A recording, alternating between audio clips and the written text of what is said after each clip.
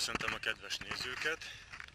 Mire ez adásba kerül, már 2017 lesz egész biztosan, viszont most még 2016-ban vagyunk, és következzen az utolsó, hogy úgy mondjam, tematikus blokkunk, ezúttal a Felvidékről. Most éppen Imrik falván vagyunk, szlovákul Dedinki. Itt mellettünk ez egy mesterséges tó, itt a parkoló, ahol megálltunk, egyébként nagyrészt magyar kocsikkal. És ez a Gölnic pataknak egy duzzasztása, a gát valahol ott van azon a végén, és ez az Imrik falva pedig valaha egy bányász falu volt, most viszont átlényegült üdülőfaluvá. Az első túránk pedig, egyébként innen is tematikus ez a túracsokor, ez egy szurdok túra lesz, illetve az itt bejárt összes útunk tulajdonképpen mind szurdok túra lesz. Úgyhogy tartsanak velünk! És kezdünk nagyjából kiérni a faluból, alattunk terül el, az ott szembe a hotel épülete, előtte a parkolóval. Itt egy ilyen libegő található, ami jelen pillanatban nem működik. És egy meglehetős kaptatón a piros jelzésen kapaszkodunk itt fölfelé. Szerencsétlenkedni, mögöttünk is egy magyar társaság. Reméljük, hogy ez a jó út. Szóval október legvége van, és bizony, bár nem is vagyunk túl magasan, de ez valami hószerűség. Lehet, hogy csak valami dér megmaradt egész a nap közepéig. Amúgy pedig itt a magas feszültség vezetéke alatt vezet a piros jelzés. Ugye, hogy hegyvidéken vagyunk, azt már is tudjuk abból, hogy ez a túra is bizony mászással kezdődött. Viszont a folytatásban meglepetést okozott ez, hogy kereszkedni kell. Tehát egy ilyen nagyon kis domtetőt kellett csak megmászni, és most egy másik falu rész felé ereszkedünk. Az előbb a csúcsról láttam is valami házakat felbukkanni, úgyhogy most lefelé megyünk. Egyébként először vagyok itt, úgyhogy ezért a kisebb tanácstalanság, valamint azt meg kell, hogy jegyezzem, hogy a túra kezdetén ott a parkolóban, ahol logikus lenne, hogy van térkép, csak valami ilyen 1000 éves, teljesen szétmálott, hát nem tudom másképp mondani, szar van ott kirakva, ami már semmi nem vehető ki. Tehát az infrastruktúra azért eddig nem nyűgözött le. Viszont a fölfestések azok rendben vannak, tehát a jelzés az szépen követhető, és az út is nagyjából okés, kényelmes is, és hát meglátjuk, hogy egyáltalán ez a jó ösvény. Most, ahogy mondtam az előbb, újra beérkezünk a házak közé, amik szerencsére így legalábbis messziről viszonylag konszolidáltnak tűnnek. Ugyanis az úton errefelé, hát hogy mi cigányputri telepen átjöttünk, az valami hihetetlen. Hát én nem gondoltam volna, hogy ezért. Bár a nevében ugye a szlovák paradicsom, szlovákul a szlovenszki ráj, csak hát én nem úgy gondoltam, hogy szlovenszki raj lesz belőle. Na hát reméljük, hogy azért megúszuk a dolgot. Viszont, hogy jó dolgokról is meséljek, azért a kilátás már most se semmi. Ott van valami gyönyörű sziklás csúcs. Lehet, hogy egyébként pont abba a kis völgykatlanba fogunk majd bemászni. És az erdő ugye, hát ugye ahol nem fenyő, ott gyönyörű őszi színekben pompázik. Viszont piszok hideg van, ezért is vettem föl ezt a gyönyörű norvég sapkát. Íme az első használható információs tábla, és erről eszembe is jutott a mai célunk, ugyanis ez szlávul van, és ilyeneket én nem szoktam megjegyezni. Tehát ez a Zeimarska Roklina szurdok, ugye ott van egy ilyen szurdok jel is, és valahol itt errefele kell majd letérni. A neten ugyanis azt találtam, hogy ha valaki a szlovák paradicsommal ismerkedik, akkor célszerű ezt a túrát elsőnek megtenni. Szóval akkor szót fogadunk, és most bele is csapunk a lecsóba. Egy kicsit professzionálisabb és turistásabb útbaigazító tábla. Ugye szintén ezt a Zeimarska Rocklinát hirdeti itt, errefelé, ami azt jelenti, hogy nekünk a kék jelzés fog kelleni, és eddig a Geravig fogunk fölmászni, ami 1027 méter magasan van, és hogyha jól értelmezem, akkor gondolom, hogy ez a folyóvölgynek az alja, ami 793 méter magasan van, és itt hallatszik is egyébként a távolban, hogy csörged ez a patak, tehát most vagyunk annyin, az Uszka 800 méter, tehát körülbelül olyan 200 méter emelkedés, szintemelkedés várható.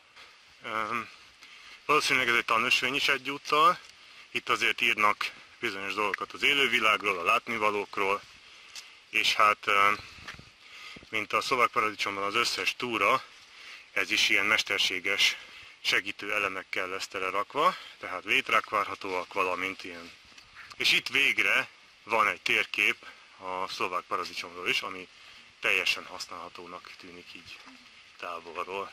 Tehát mi most valahol, ugye itt a víztározó, átjöttünk ide Bielevodiba, és fehér vízbe, és most ezen fogunk itt fölmászni a Geravig.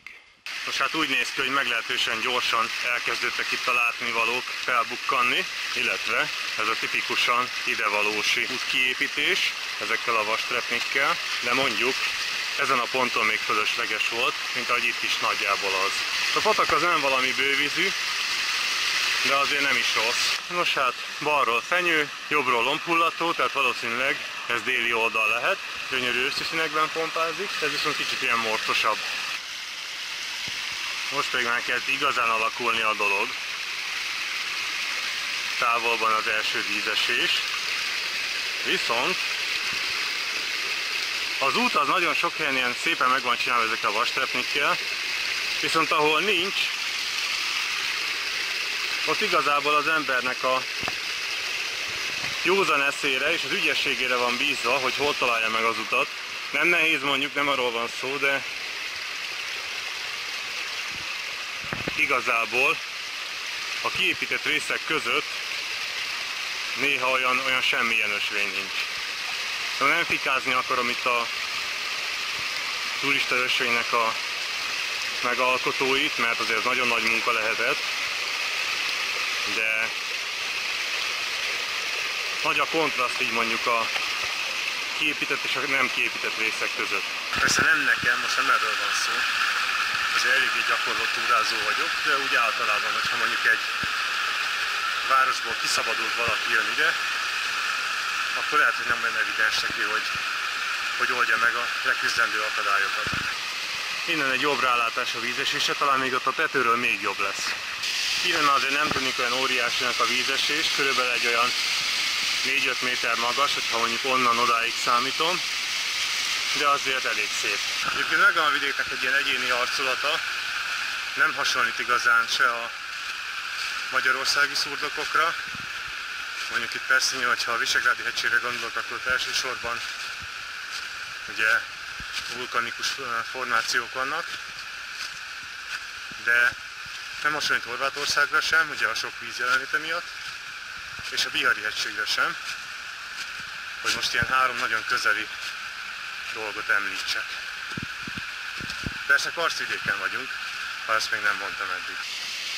Ebből a szögből ez a következő zúgó teljesen vízesésnek látszik, de igazából, hogyha egy oldalra megyünk, akkor kiderül, hogy csak optikai csalódás volt, és igazából csak valami zúgók sorozata. Persze így sem néz ki rosszul. Ha egy kicsit bővízűbb lenne a patak, akkor ez szenzációs látványt nyújtana. Zúgók és vízesések láncolata következik, ameddig a szem ellát. Valamint, ugye ott jól látszik, egy létre lesz, amin ezt a kicsi sziklafalat megmászok így egybe. És ha a sziklafalról van szó, ott egészen az égig tör egy viszonylag magas szálkő, és itt is mellettünk azért látszik, hogy elég szépen magasodnak ezek a sziklafalak. Talán ott valamilyen barlangbejárat is van. A létre leküzdése nem hiszem, hogy különösebben nagy dolog lenne, itt a vízesés mellette. Viszont ajánlatos 6-os munkáskesztyűt húzni. Én pontosan ilyen célból hoztam is magamnak egy faszos kis gumikesztyűt, amit rögtön be is fogok vetni. Tehát most nem árulom el, melyik üzletláncnak a boltjában vettem, de tulajdonképpen ez egy ilyen téliesített kertészkesztyű, és elég vastag, elég meleg is, tehát mondjuk Magyarországon a téli túrákra is tökéletesen alkalmas, illetve hogyha ilyen láncos létrás helyen kell mászni, akkor primán megőrzi a kéz tisztaságát. És hát valljuk meg, hogy most már azért nagyon meleg sincs, úgyhogy nem is árt. Most a vízesés az viszont itt tovább folytatódik, és igazából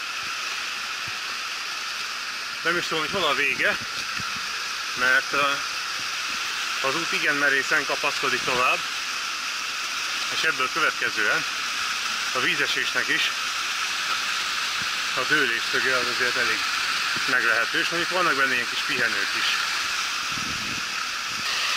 Most hát fönnebb kerültünk egy emelettel, ugye az előbb valahol ott a messzeségben mászunk a létrán, itt a zúgó mellettünk, és ott a következő vízesés, és csak mutatom, hogy az út viszont az majd itt fog menni, és ott a távolban talán már látszik is a következő létra, tehát itt most egy olyan 35-40 métert fogunk letudni a szintből ezeken a mesterséges építményeken keresztül. Ez viszont egy nem semmi vízesés, ami következik, 2 lépcsős, de gyönyörű, és hát nem mondanám, hogy kicsi volna.